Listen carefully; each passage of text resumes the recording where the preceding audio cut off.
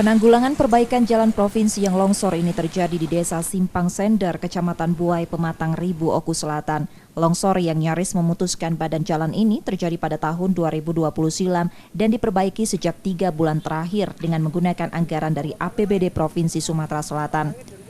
Perbaikan longsor tersebut akan dikerjakan secara bertahap.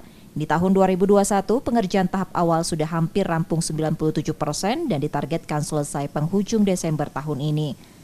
Kegiatan tersebut akan kembali dilanjutkan tahun 2022. Untuk tahun ini, pengerjaan diantaranya pembangunan tembok pondasi dasar jurang dan pemasangan penahan tanah.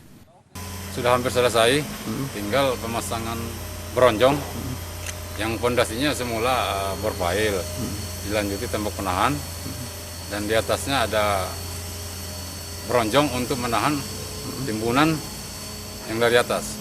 Untuk kendala sendiri, Pak? Kendala di sini cuaca ini cukup curah hujan cukup tinggi dibanding daerah-daerah lain, jadi sudah tercapai 97% dan direncanakan sebelum tanggal 20 sudah 100% ini. Saat ini pelaksana masih terus mempercepat pekerjaan agar rampung sesuai jadwal. Setia Budi, Kompas TV, Ogan Kombring, Ulu Selatan, Sumatera Selatan.